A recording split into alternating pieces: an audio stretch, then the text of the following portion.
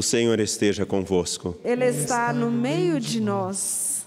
Proclamação do Evangelho de Jesus Cristo segundo Marcos. Glória a vós, Senhor. Naquele dia, ao cair da tarde, Jesus disse a seus discípulos: Vamos para a outra margem. Eles despediram a multidão e levaram Jesus consigo, assim como estava na barca. Havia ainda outras barcas com ele. Começou a soprar uma ventania muito forte, e as ondas se lançavam dentro da barca, de modo que a barca já começava a se encher. Jesus estava na parte de trás, dormindo sobre um travesseiro. Os discípulos o acordaram e disseram: Mestre, estamos perecendo e tu não te importas? Ele se levantou e ordenou ao vento e ao mar: Silêncio, cala-te. O vento cessou e houve uma grande calmaria. Então Jesus perguntou aos discípulos: Por que sois tão medrosos? Ainda não tendes fé? Eles sentiram um grande medo e diziam uns aos outros: Quem é este a quem até o vento e o mar obedecem? Palavra da salvação. Glória a vós, Senhor. Por favor, podem se sentar.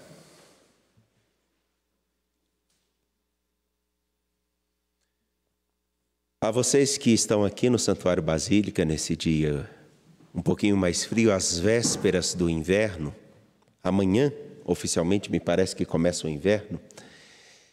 Vocês que nos acompanham pela TV Horizonte, pela Rádio América e também pelo nosso canal no YouTube.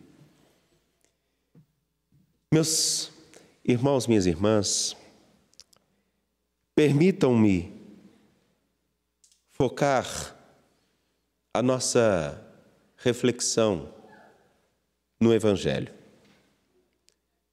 A primeira leitura e a segunda leitura têm exatamente uma riqueza fabulosa. Mas eu gostaria de propor um olhar mais atento ao Evangelho de Marcos, capítulo 4, versículos 35 a 41. Porém, eu pergunto a vocês, para que possamos começar a costurar dentro de nós uma resposta. Eu pergunto a vocês: quem é este a quem até o vento e o mar obedecem? Quem é este? Os discípulos andam com Jesus, os discípulos escutam a Jesus, os discípulos veem o que Jesus faz. Eles estão com Ele.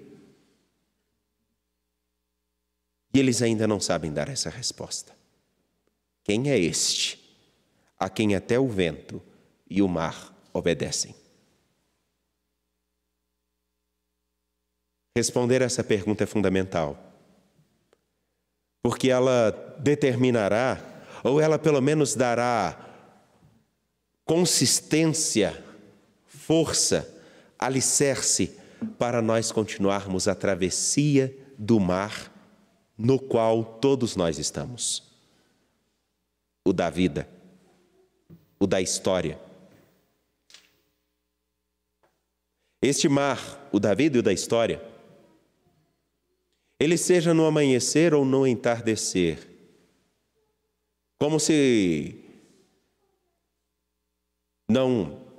como na Sagrada Escritura já vem dito, a vida, a história, é como um mar. Mas na Sagrada Escritura, o mar, ele é um lugar onde existem muitas incertezas e muitas inseguranças.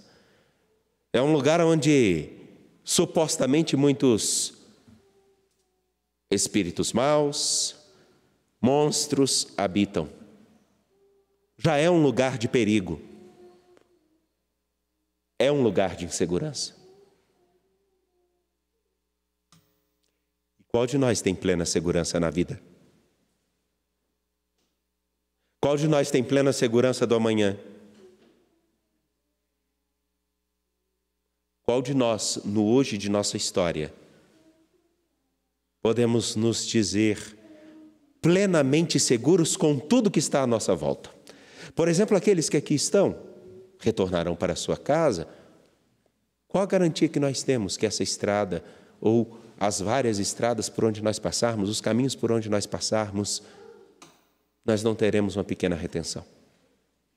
Quem nos garante que o nosso telefone, simples, nosso telefone, não vai ter algum problema e vai deixar de receber as mensagens por uma conexão com a internet móvel que vai simplesmente parar?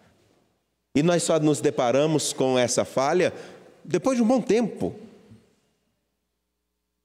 Qual de nós tem plena segurança de que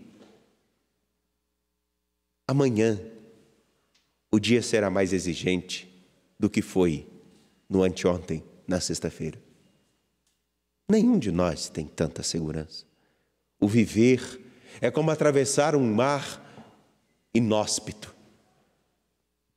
Em alguns casos parece calmo, mas em algumas ocasiões parece realmente um mar agitado, que parece desejar nos engolir. E na narrativa do Evangelho de hoje, antes dos discípulos fazerem essa pergunta e de verem Jesus fazer com que o mar se acalme, é dada a notícia de que eles ainda estavam no entardecer, portanto a luz estava indo embora. Qual de nós se sente seguro no escuro? Ainda mais agora que nós perdemos a facilidade ou o hábito de andar nos locais que não são iluminados, os recursos que a tecnologia ou a energia elétrica nos garantem. Quando ela nos falta, alguns se veem obrigados a ter que olhar para o rosto daquele que divide a mesma casa, ou em alguns casos divide a mesma cama. O escuro se aproxima, o mar é agitado. Eles veem Jesus acalmar o mar, mas eles não sabem responder a essa pergunta: quem é este a quem até o vento e o mar obedecem? Porque eles ainda não sabem qual é o lugar que Jesus ocupa, não só na história deles, mas nós também. Qual o lugar que Ele ocupa na nossa história?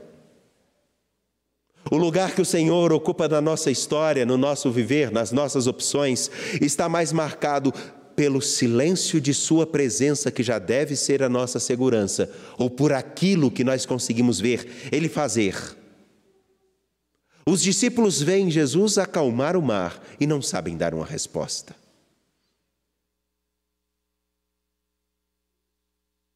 E o mar da história, o mar da vida.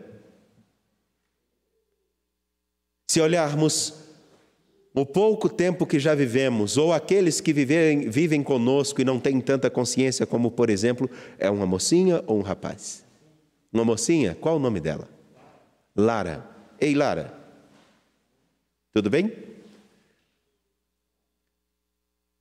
Ficou tímida.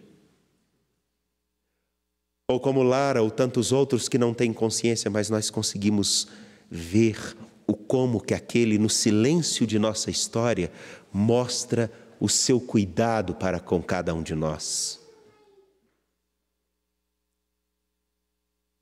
Qual o lugar que Ele ocupa nas nossas opções, nos nossos dias, no nosso compromisso de viver? Porque a vida de todos nós é uma travessia. Nós desejamos chegar a uma outra margem. Essa outra margem, para muitos, tem o nome de felicidade. No Evangelho nós damos o nome de reino. Essa travessia significa vida plena, vida eterna, mas que começa a ser alcançada agora, pela certeza de que aquele que está no barco do nosso viver, no barco do qual todos nós participamos, ele está aqui. Isso já deveria ser a nossa segurança. Mas justamente porque temos a necessidade de sempre reavivar dentro de nós a resposta a essa pergunta: quem é este a quem até o mar e o vento obedecem? Muitos não estão sabendo responder a essa pergunta. Muitos não conseguem responder a essa pergunta, talvez porque seus corações já estejam demais insensíveis e não consigam ver a turbulência pela qual todos nós, sem exceção, no mundo inteiro passamos, ou pela pandemia, ou pela violência, ou pelo desequilíbrio ambiental, ou mesmo pela dificuldade crescente de pessoas que não conseguem estabelecer um vínculo sincero e profundo, no qual aquele que se coloca à minha frente é muito mais do que um mero número. E nenhum de nós gosta de ser tratado como número. Qual de nós gostaria de ser tratado como número?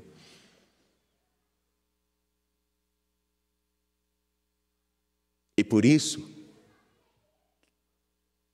que a insensibilidade que cresce e não vemos a tempestade que está à nossa volta, não conseguimos perceber que mais de 520 mil pessoas mortas é um escândalo.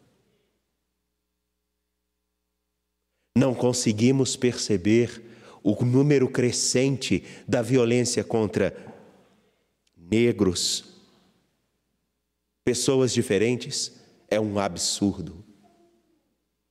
Não conseguimos conceber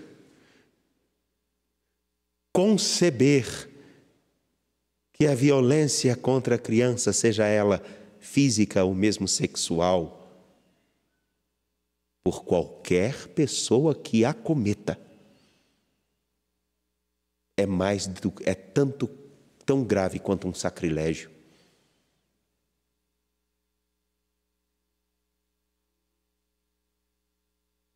Se essas não são ondas ou ventos que tentam engolir a humanidade e fazer com que ela sucumba num mar de caos, se nós não sabemos quem e a quem nós realmente devemos amparar nossa história, nós ficaremos insensíveis e não daremos essa resposta. Quem é este que está conosco no mar da história? Porque ele disse: eu estarei com vocês até o fim dos tempos.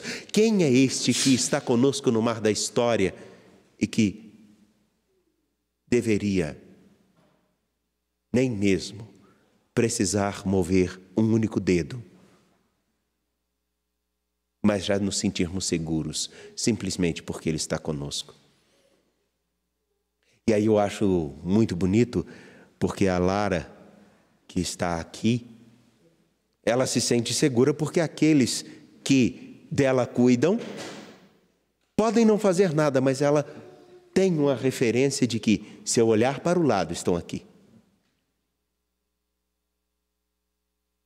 É muito diferente